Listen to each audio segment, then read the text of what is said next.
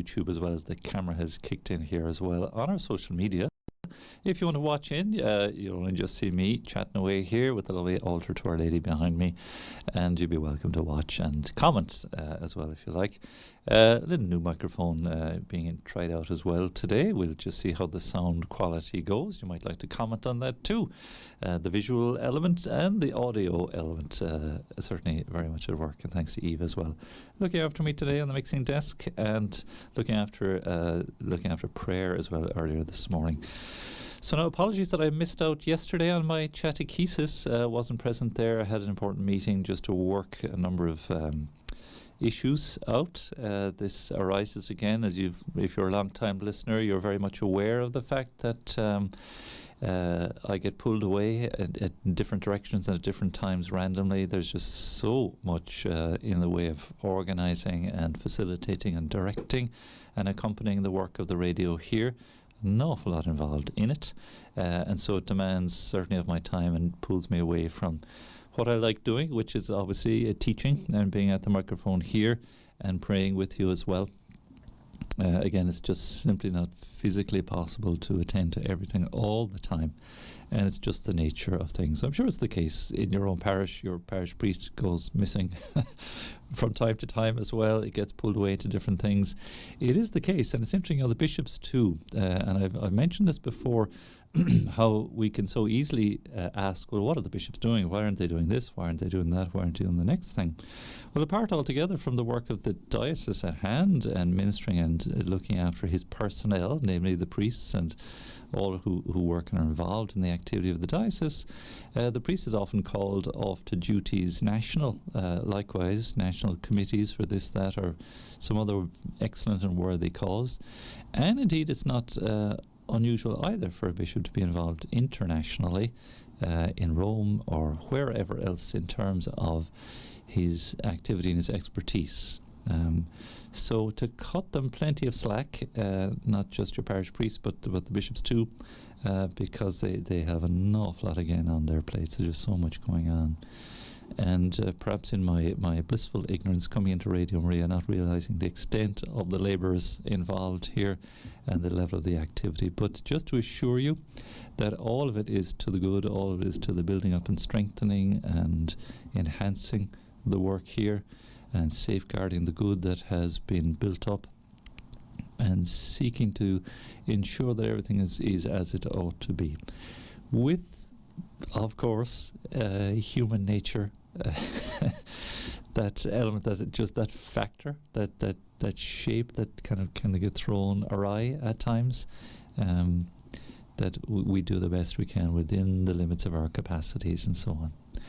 So just to assure you again, it's marvellous all the work that's going on, and it's just really a great blessing. And just this past few days, past week even as well, just some of the lovely letters, the marvellous text messages, emails and phone calls that are coming to us continuously now. Just a lovely, big and broad, wide family of you listening in, and so pleased and so encouraged and so strengthened by our ministry here. So it is extraordinary, and it really is very helpful for us to receive that little positive word or two that you send in. A few Christmas cards received. If you're listening to your say there in the morning, you'll hear that indeed the post has has started to swell a little already too. And we're just so grateful. It really is such a great blessing indeed, and thankful for it. And it really does encourage us no end in our work. As any of you who have come to visit the studio well know, you come here and you're looking at a microphone, you're inside four walls, and there isn't an audience on hand to judge or gauge the reaction.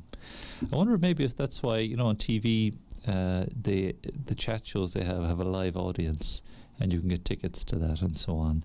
And interesting story actually on that too, but that the live audience for the show host and for the guests gives them a sounding board against which they can react. Very different on the radio. It's almost a step or a leap in faith.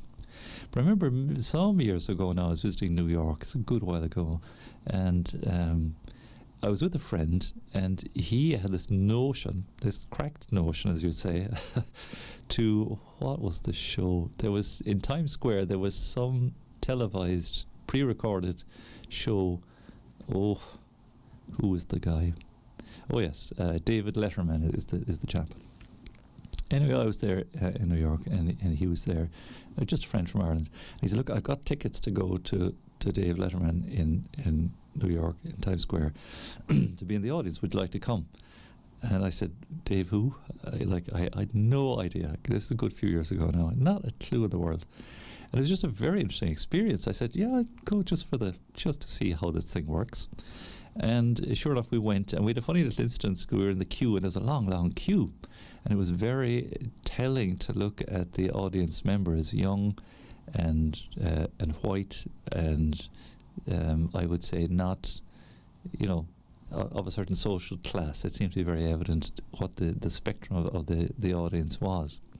We were standing in the queue anyway outside in the heat, and it was some afternoon, a weekday, I'm not sure when.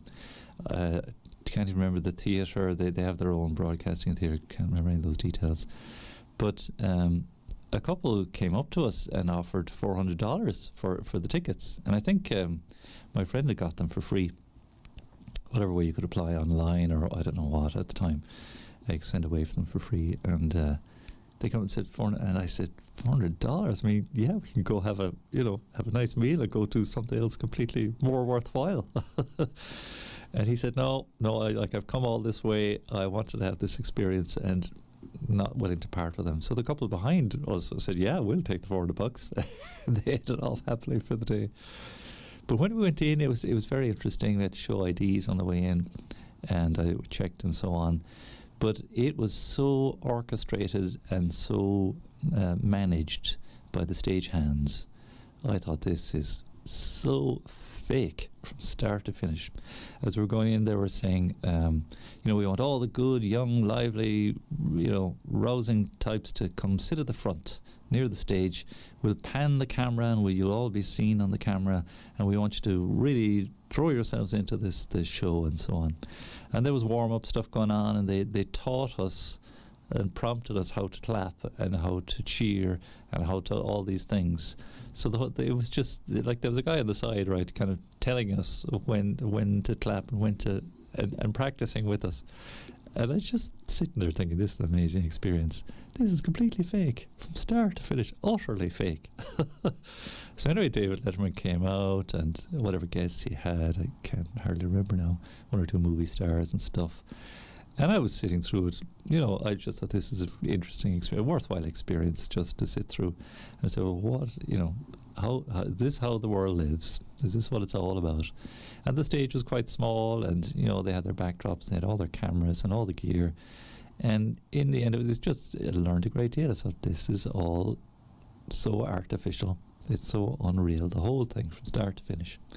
And it's kind of jaundiced or prejudiced maybe my outlook ever since on things like chat shows and anything on TV or any of the movies and that. There's just something always inauthentic about it. And we see it ourselves. And I just encourage you from the point of view of faith, and let me just bring this into a faith perspective. I mean, that was one thing that was utterly absent, of course.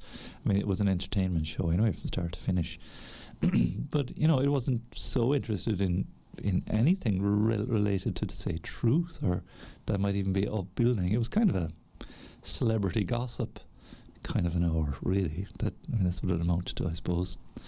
And shrug your shoulders and say, all right, if that's what you're interested in.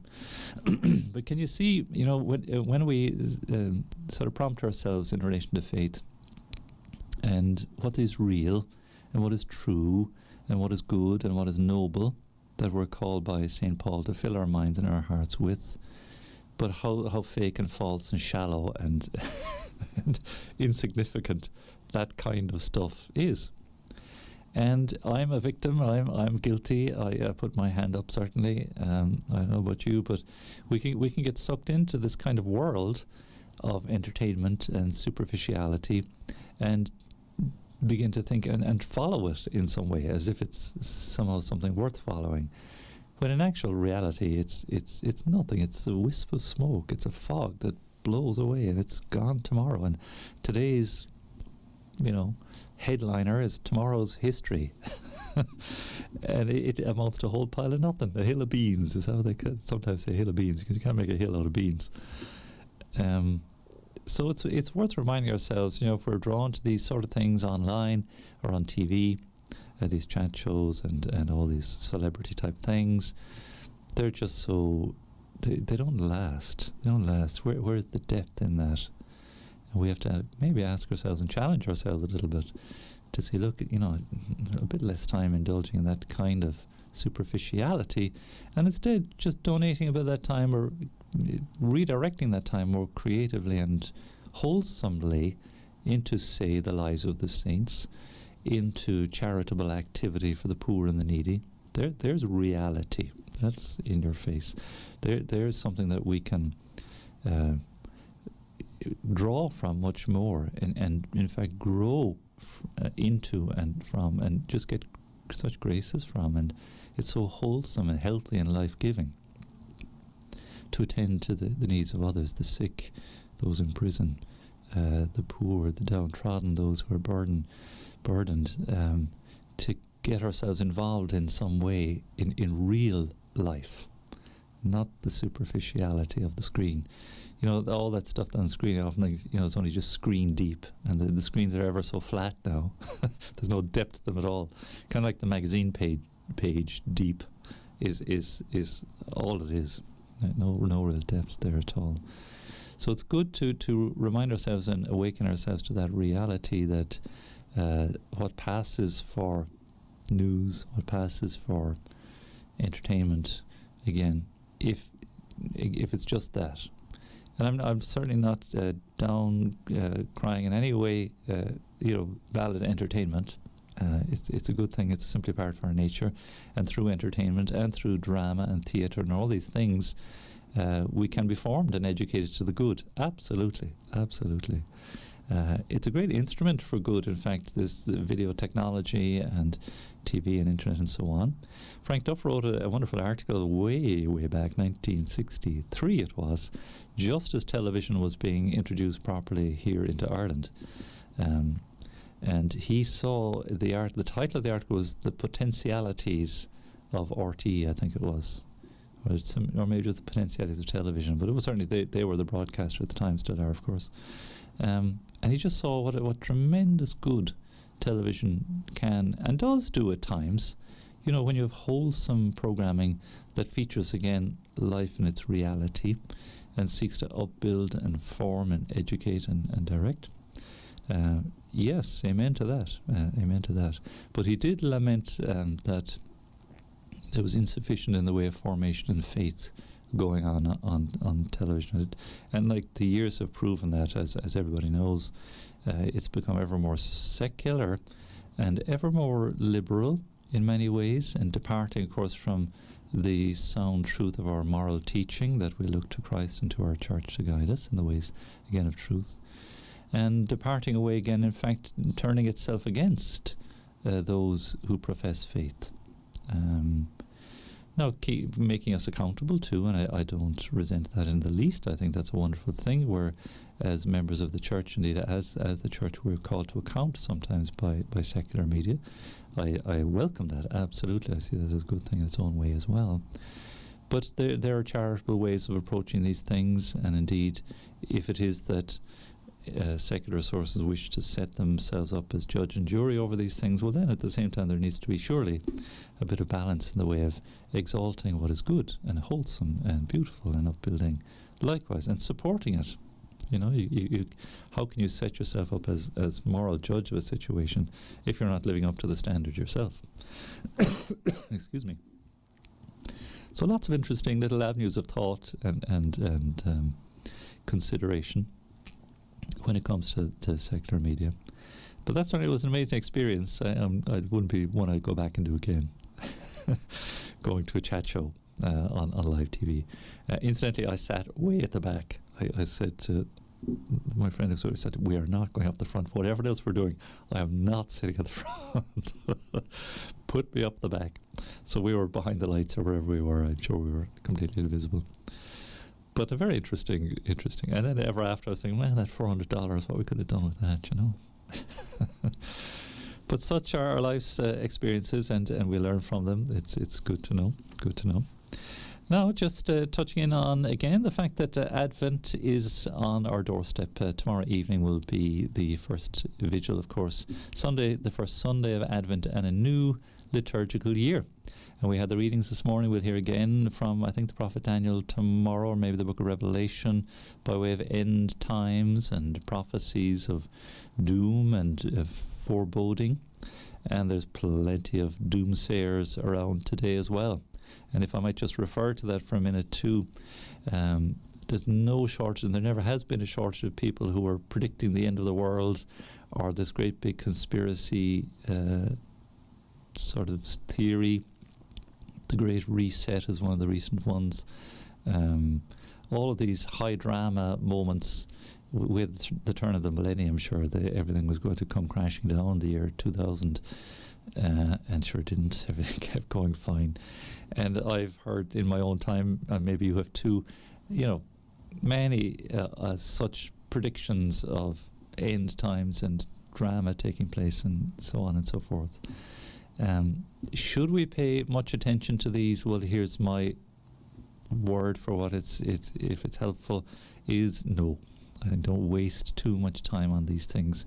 Yes, like the Lord says, you see the bud on the trees, and you know that summer is near.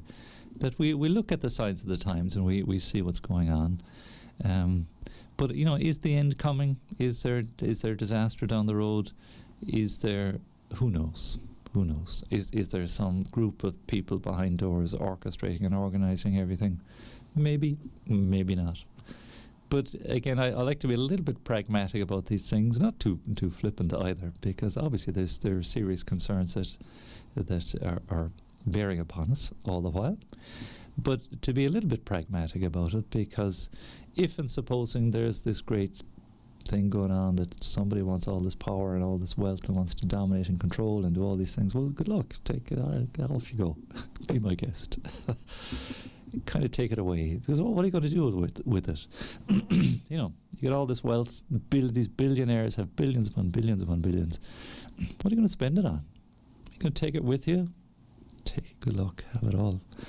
Whereas, in fact, wouldn't it be time much better spent, and effort and money and resources much better spent, if all of that could be redirected towards the poor and the needy and the downtrodden and those with nothing?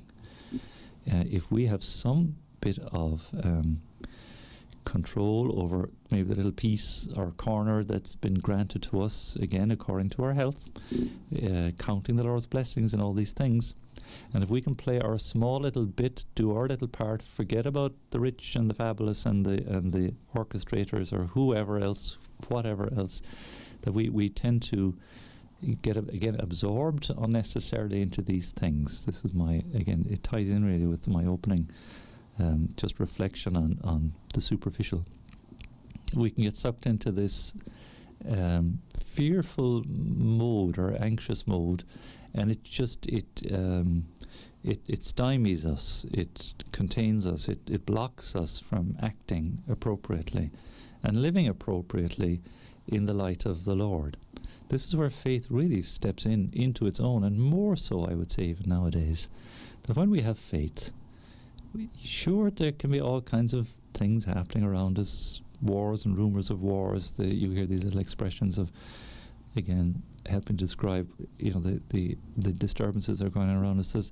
And Pope Francis is all the time reminding us, he's calling us back constantly to the poor and to the needy and those. And he's not just thinking either of those who are materially poor, but those who are spiritually bereft. They've locked God out. They've pushed God away. They've turned their backs. How many prayer intentions we receive from wonderful family members on behalf of their relatives and their friends who have just lost the faith, to bring them back to faith. And the sad thing is that we see that without God, there's a real disorientation going on. A lot of disoriented people and lost people and fearful people and misdirected energies and anger and frustration, all very understandable. If God can somehow come back into the heart of who we are and what we do and what we believe, it brings us a peace the world cannot give, and a light and a sense of direction. And it helps to dissolve some of that anxiety and that sense of being overwhelmed and burdened. And the other beautiful thing about our faith, that it just encourages us to relate that little bit more to one another, to ask for help when we need it, to look for support, to offer support, that we journey with one another with our faith, and we help each other through. We so from my point, I hear these stories about troublesome things going on and possibilities of what might take place, and government control and all the measures that may or may not happen. And in the end, it does us no good. We worry and fret about so many things, yet few are needed, indeed only one. That whatever does transpire, and peoples have come and gone, and nations have gone through in history terrible tyrannies and oppression. And yet here they are today, and people of faith have shone out, even in the midst of great, great trials. We don't have to turn the pages of history back that very far to see that unfolding. So here's my encouragement to you. We've got a great blessing in Radio Maria Ireland, and we've got a great blessing in our faith. And if we can just simply accompany one another, and the great gift, the greatest blessing of all, I think, with the radio is that of prayer, that we're able to pray with each other, we're able to pray for each other, and give ourselves again. And what prayer does? It just brings us back to that focus, which is the Lord, which is Christ and His teaching and His church and His great saints and Our Lady, of course. It just brings us back to that bedrock, that sure and certain hope that is ours. Again, as the reading this morning, all these things will pass away, the heavens and the earth even will pass away, but my word will never pass away. The Lord is the certainty that we seek. And even for those who are lost and can't find any direction, they're still looking. They want something sure and certain, something that will give them hope, something that will help to something to hold fast to when things are changing rapidly around us. So that's my little word. I think, spending too much time dwelling on the what ifs and the maybes and the drama and everything else, it can just shake our equilibrium, and we can lose sight of the Lord. So thank you for being part of the radio here, to just journey with us, and we hope we can be at least of that little service to you as well. So as Advent opens up with the first Sunday of Advent, again, a light is dawning. Christ is coming. Will the second coming happen soon? I don't know. No one knows but the Father. Are there kind of fearful signs around? Sure, there's plenty of them. Has there ever been a time when there haven't been fearful signs and concerns that would trouble us and have us anxious? There's never been such a time. So this time is no different.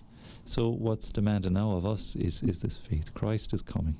His first coming certainly is commemorated at Christmas time, and there's our focus now as Advent begins. Stay very clearly focused on the Lord. So just to encourage you on that path. So maybe a few more thoughts in that direction after our little break here as well.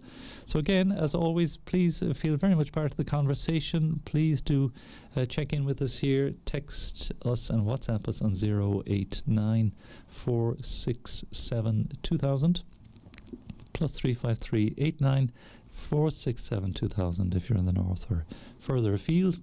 And please do give us a call, 014 123 456 014 123 456. And Christine is here helping out to answer the phones today, and Martina and Mary as well are on hand if there's more than one phone call at a time. By all means do. And again, if you'd like to write to us, we're here at St. Anthony's Business Park, Ballymount Road, Dublin 22. So drop us a line here by all means. And we've got some lovely, as I say, Christmas cards and messages already flowing into us here. We're very, very grateful. It's always lovely to see the written word. And of course then, if you want to drop a comment here on the social media, that's another good way of getting in touch with us as well. So a little piece of music to share with you. The Peace Prayer, very appropriate indeed too, is from St. Louis Jesuits there. So thanks, Eamonn, and we'll be back with you very shortly.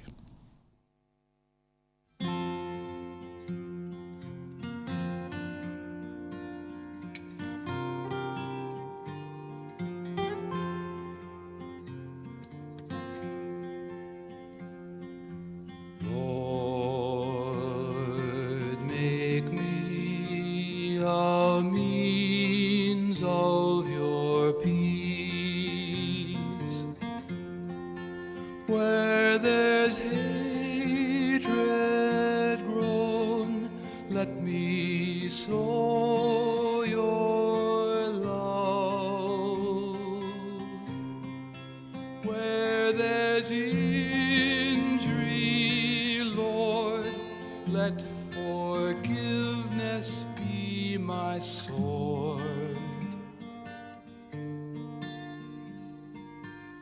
Lord, make me a means of your peace.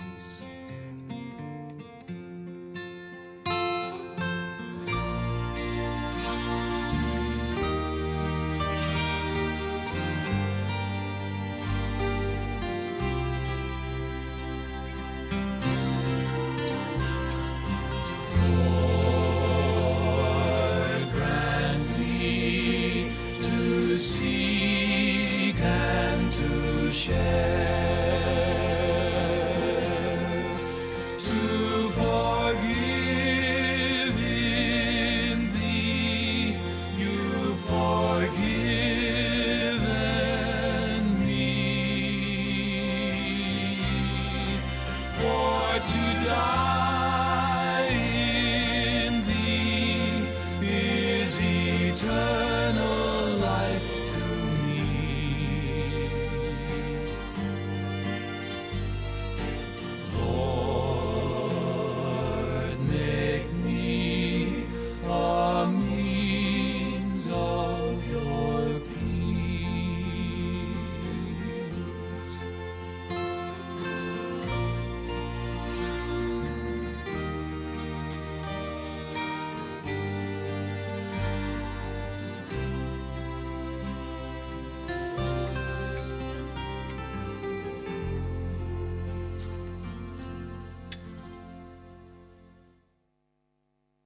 Here at Radio Maria, we are honored to pray for our listeners' intentions every single day. If you'd like to send in an intention that we can pray for, please text or WhatsApp us on 089 467 2000. Welcome back to Radio Maria Ireland. Thanks indeed for your company here. And a lovely piece of music, nicely chosen there. Make me an instrument of your peace. There's something very positive indeed we can do to make that little difference. And indeed, that jingle is very nice too, very simple. Do send us in your prayer requests here as well. Just have a copy of this week's Irish Catholic in front of me. Some nice little stories included in it. And actually just looking at some of the presenters or some of the journalists there, our own Ruan Jones. Ruan, of course, is on. He was on last night, I think it was, with his brother. They do a movie review slot here on Radio Maria Ireland. Jason Osborne is a writer too, feature writer in the Irish Catholic. He's been on with us here a number of times as well. It's so nice to have that little interaction and connection with it there.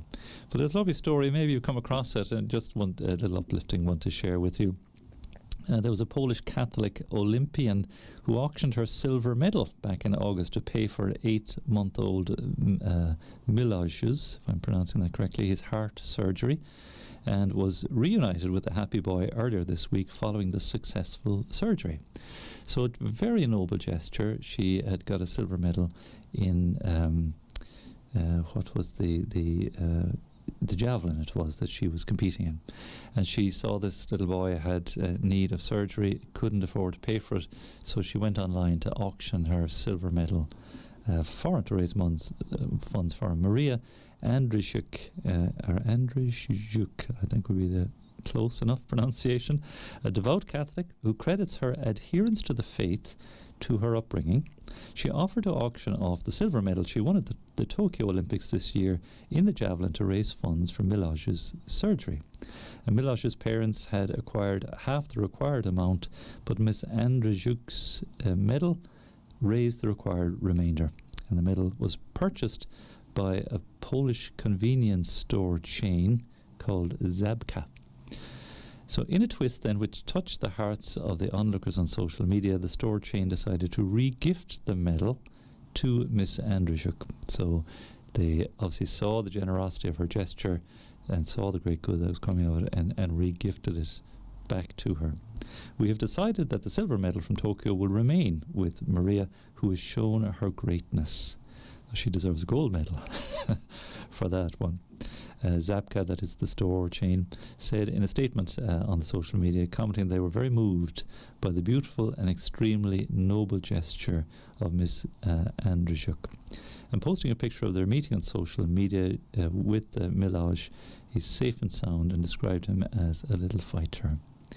So there'll be a picture of her wearing her silver medal there for the javelin. So it's very interesting that what tremendous good can flow from good.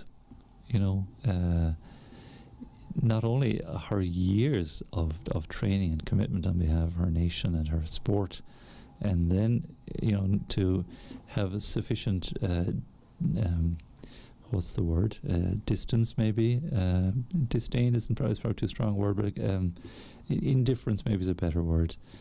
For the glory of the silver medal. I mean, she could have skipped it as a memento passing on through the family, and then willing to actually part with it for the sake of this young boy who needed surgery.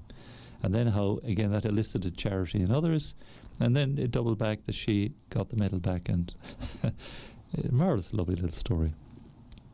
So these things are great. So a little gesture of faith, and maybe that's one to take with you today and just to hold on to, that the little acts of good that we can seek to do mightn't be of as noble an order maybe as that one, but can and do bring about such great good and flows of grace. Which is why, again, just to emphasize the area of the superficial of the secular world and media and so on, that kind of good can never seem to come of wasting time in that direction, nor indeed of dwelling and harping on and getting too drawn into the anxieties of our day and the prognostications of those who would establish themselves as prophets of doom. Again, a lot of wasted energy there too, and we see certainly something far more creative and such, that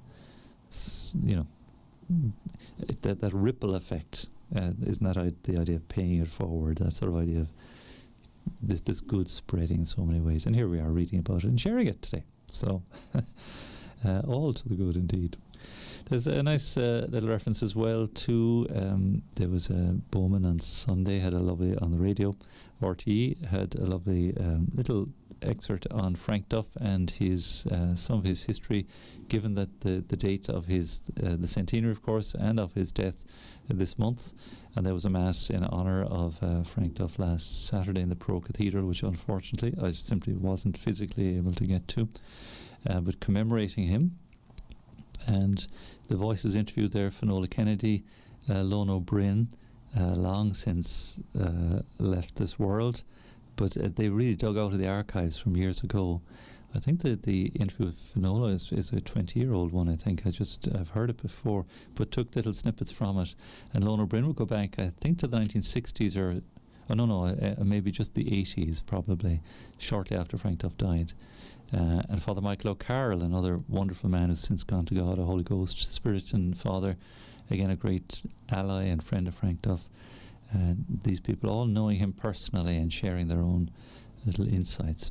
So I'm very encouraged. John Bowman has done a couple of other programs like that before in the past on Frank Duff, and it's lovely to preserve that little moment of history. So there's a reference there to it in this week's Irish Catholics, why Roisin brought it into me there just to share it with me. So these are the good little little moments and occasions that lift us up and encourage us. What was the other little good news one? Yes, I just tripped across a nice image there, a lovely image of 3 new permanent deacons ordained for the Diocese of Tuam. Julian Drapijewski, sounds like a Polish name too, fine young man by the looks of the image there. Cathal Galligan and James McLaughlin were the Archdiocese of Tuam's first ordinations to the permanent diaconate by the Archbishop of Tuam, Michael Neary, who, as we know, is stepping down very soon as well. So this was 21st November last Saturday, I think it would have been. Again, our Sunday. Excuse me. So lovely to see fine smiling men there, and the permanent diaconate. I think for married men, They're married a number of years, and very, very importantly, and if you remember when Father Sam Randall and his wife came here, converts from evangelical Protestantism to Catholicism, and Sam then ordained a priest for the Catholic Church.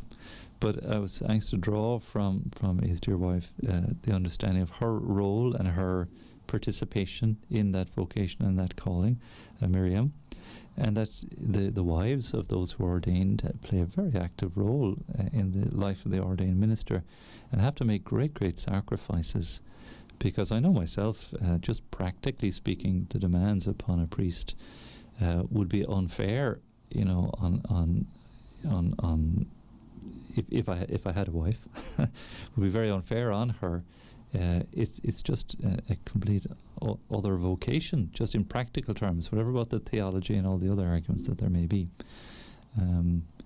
Just the demands are very onerous. So I'm very mindful of that for permanent deacons, but delighted to see it. We have a number of permanent deacons in my own diocese for some time. I think here in Dublin there's been permanent deacons for a good many years here as well. And I've mentioned to the gang here, I do hope we can feature more permanent deacons like Deacon Don Devaney on the radio here, ministering to us in prayer. Very much looking forward to that. So it's great to see that, and again, very uplifting and encouraging. So there's good things happening in the church all the while. You won't necessarily trip across them or hear them, from secular sources. You have to pick and choose. You have to find the source, the references there, and we'll certainly help to bring that to you. So I think Liam was asking there about the digital Advent calendar. That opens on Sunday. So if you, catholicbishops.ie will be the website there to look, or simply, I'd say Google it. You'll find it there on the internet. And so obviously the first day of the digital calendar will be Sunday. So that's when it'll be available and be able to access that, launched by Archbishop Eamonn Martin. We are indeed hoping to, and we'll talk a bit more about it too, have some nice initiatives ourselves in the course of Advent. Please God, a short period of 9 days of continuous adoration. John Carlin very kindly again trying to facilitate and get all that organised for us too, and it'll overlap nicely with our Mariathon for the 8th, 9th and 10th of December, and we're hoping to have a live Rosary for Ireland at 9 o'clock on the 8th of December.